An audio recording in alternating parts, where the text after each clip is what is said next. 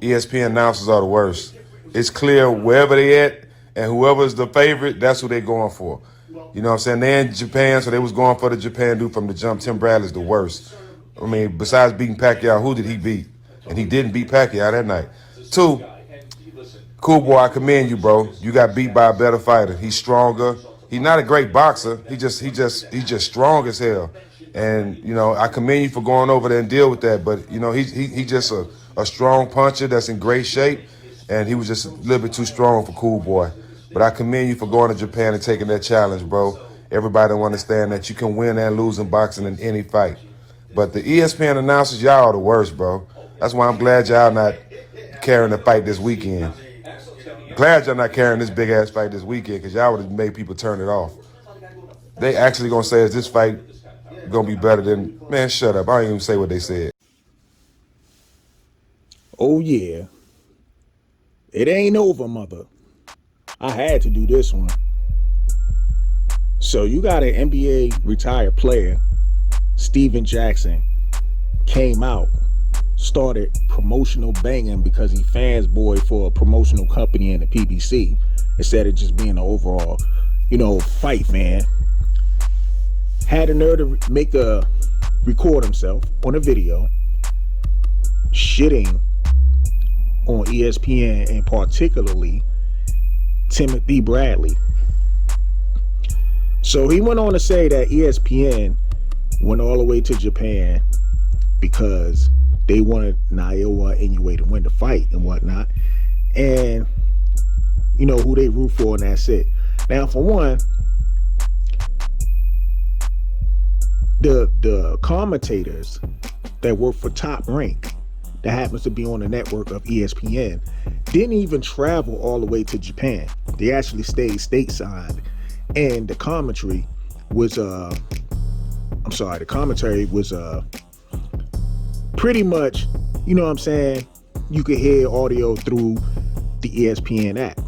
Well, anyway, so this guy went along to, I guess, do something to make it seem like there's this trend going on where people want to hop on Timothy Bradley, by the way. Now, he went on in this video and to say, who did Timothy Bradley beat? Because he really lost to Pacquiao. So he ain't beat nobody. Now, this is the definition of a groupie fanboy that doesn't know anything about boxing. And if he does, he just perpetrating a narrative that's been going around the block. He hears something and try to regurgitate it. But it seemed like he has no boxing knowledge or history that goes along with it. Now, he doesn't understand that even if you was to take the victory away off the Manny Pacquiao and we say, hey, he really lost that fight. Okay, take that one away. If you knew boxing, for one, you would not sit up here and say, who did Timothy Bradley beat? Timothy Bradley had one of the best resumes out there. Now, granted, if you want to go by a popularity test, because that's what people like to do, then you might only find a couple on there. But if you want to go by hardcore fans' knowledge and look at Timothy Bradley's resume, you're going to respect him.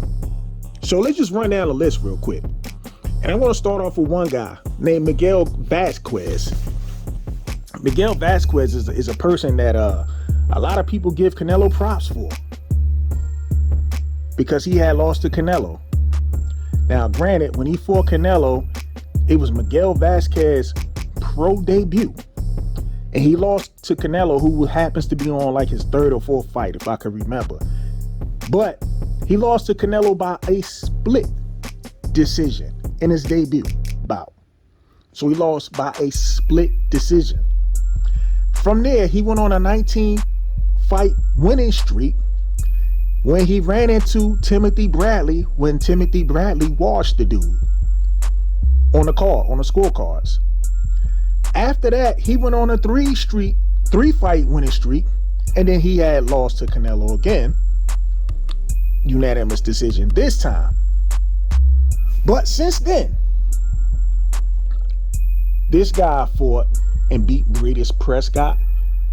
Y'all know who Bradis Prescott is. That's the guy who knocked out Amir Khan, isn't it? He's famous for not beating the shit out of Amir Khan, right? So everybody know who Bradis Prescott is. He fought a guy named Leonardo Zapavagni. I don't even know how the fuck is pronounce his name, but that dude, he beat him by decision. He beat Mercito Gesta. Hardcore fans know who he is. Now, Miguel Vasquez, and this is what I'm talking about. Miguel Vasquez, by the way, he had a split decision loss to Mickey Bay. He eventually got knocked out by Josh Taylor. Everybody knows who Josh Taylor is. And he lost on the points against O'Hara Davies, and I believe O'Hara Davies is supposed to be the person that's in line to be fighting the gifted or paper champion and Rolly Romero, the one y'all praised, Tank for knocking out, basically. That guy, the one who was handed the belt by the referee in his last performance when that old 40-year-old beat the shit out of him. So O'Hara Davies is going to be fighting that guy whenever Rolly Romero will stop faking his doctor's injury or doctor report or whatever. Anyway, now let's go back to Timothy Bradley. So that's the one guy named Miguel Vasquez. That's the guy he beat. Now, we're going to look at the rest of the fighters that Timothy Bradley fought. Timothy Bradley fought, he beat Junior Witter, Edna Cherry, Kendall Holt, Nate Campbell, Lamont Peterson. That's another guy Stephen Jackson, likes to praise Earl Spence for beating. Well, basically, Timothy Bradley took Lamont Peterson O. Not only did he take his O, he took Devin Alexander's O. You know who Devin Alexander is, right? He fought Joel Casamayor. Well, everybody know who that is if you know boxing. You know what I'm saying? He fought Ruslan Pronatnikov. If you don't know who Ruslan Pronatnikov is, then you just a straight casual at the end of the day. After that, he beat Juan Manuel Marquez. This is the same guy who put Manny Pacquiao in the dirt. I mean, blasting him, knocked him out cold. You know what I'm saying? Timothy Bradley beat that guy. Later on in his years, he fought Jesse Vargas. I believe Jesse Vargas was undefeated when Timothy Bradley fought him. And Timothy Bradley beat him, and he beat Brandon Rios. So, coming from a guy like Stephen Jackson to sit up here and criticize Timothy Bradley, who happens to be a Hall of Fame fighter, by the way, he criticizes him saying, who did Timothy Bradley beat? So I just ran down Timothy Bradley's resume. And it goes to show, Timothy Bradley has a deep resume, by the way. As a matter of fact, he got a better resume than your favorite fighter today. I don't give a damn about the popularity contest, because Stephen Jackson's favorite fighter does not have a better resume than Timothy Bradley. I'm talking about his favorite fighter today. Not somebody in the past. That's a legend. I'm talking about today. His favorite fighter ain't got a better resume than Timothy Bradley. He just doesn't. Okay, so let's move on. He said ESPN was going for Naoya anyway.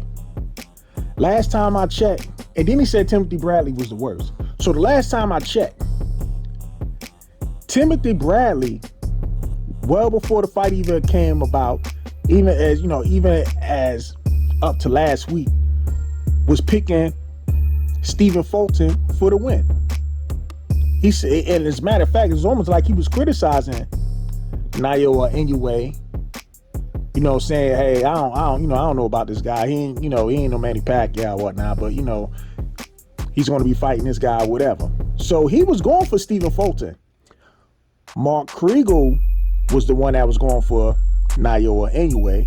And Joe Tessitore, he was just being like pretty much on the fence, not really picking sides, because we only know Joe Tessitore, only person he really goes for before a fight even happens is Lomachenko. That's it. But other than that, he was just being on the fence. He was just like, oh, okay, you know, he didn't really pick anybody. But leave it up to Stephen Jackson. This guy had the nerve to say Timothy Bradley is the worst. And then on top of this, I'm going to tell you how much of a fanboy this guy is. He went along to say he is glad ESPN is not hosting a fight this weekend between Terrence Crawford and Errol Spence because, you know, PBC, Showtime, they got better commentators. Like, have you heard these commentators on the PBC? Like, it should be dead in a fucking rock, man. Like, it's only like one or two guys up there I can actually listen to whenever they, you know, fill those slots and whatnot. So for him to say that, that's some fanboyish. I don't give a damn what promotional company you fight on. As long as I get the damn fight, I could care less who fucking promotes the damn shit. As long as I can get the fight and I can watch it, I'm good to go. But Stephen Jackson, like the fucking promotional bang, you know, fanboy for a goddamn promotional company. I ain't know that promotional company was paying them some money just to fanboy and whatnot. But this is like way too damn far on his part. But speaking of, since Stephen Jackson likes to talk about somebody and say who did Timothy Bradley beat and who has he, you know, like as far as resume wise, I figure it's time for me to look at Stephen Jackson's resume in the professional basketball. So Stephen Jackson, right? He was drafted into the NBA, I believe in 1997. He was drafted into the NBA. Sat out 3 years. Three years before he actually got to play in the NBA. So while he was sitting out, he was basically playing for some type of G League or whatever. I don't even know if he was even called the G League back then, but that's what he was playing for back then before he actually stepped foot on the court in the NBA. Played 17 seasons of total basketball years, 14 in the NBA. That's a damn good job. I ain't even going front. That's a good job. You know, he made his money or whatever. That's good. This is a man who averaged 15 points. Oh, that's stellar for a glorified role player. That's real stellar for a glorified role player. Averaging 15 points. He got one ring as a role player with the San Antonio Spurs on his first go around, and then by the time the second go around came around, they pretty much just shit canned him.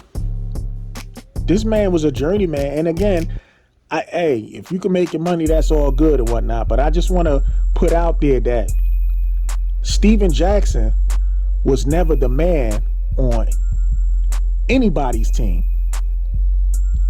He wasn't even a second in command on anybody's team. He might have talked shit and they might have said, hey, he's the heart and soul of the team.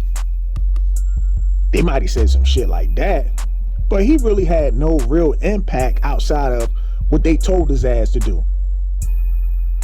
So for this guy to come out here and criticize somebody in the sport of boxing, like as if he knows more than Timothy Bradley himself, and then accuse Timothy Bradley of doing something that he did not do in this fight between Fulton and Inoue, he sounds ridiculous.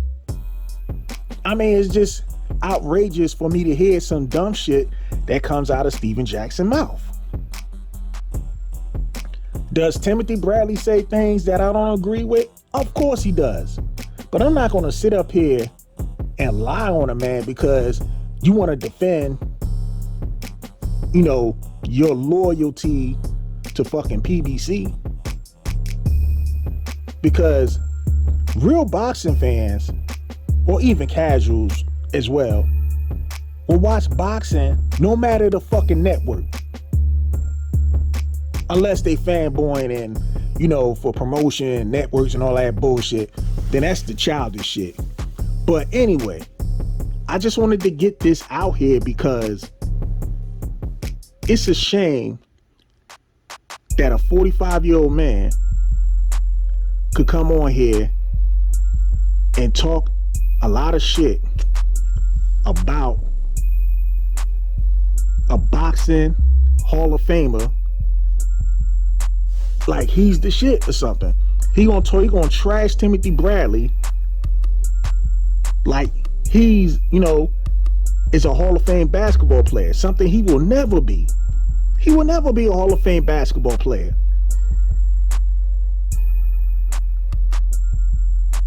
So I just thought, like I said, I like to just put that out there. And then you know what pisses me off? So I seen this video on another groupie's page. ES News, Ellie Setback. Don't get me wrong. I mean, I like the hustle that Ellie Setback does. But let's just be real here. I'm looking at the title of this motherfucking shit when the Stephen Jackson joint went on, and he had the nerve to basically tag and put ES News on it. This motherfucker titled it NBA Legend. Had something to say about Timothy Bradley, or goes in on Timothy Bradley, or whatever the fuck that shit said. How the fuck do you call Stephen Jackson an NBA legend and this dude is not even a Hall of Famer? It makes no sense. Anyway, you're watching Bold and Understanding. Rate, comment, and subscribe. And on the end of that note, family, peace.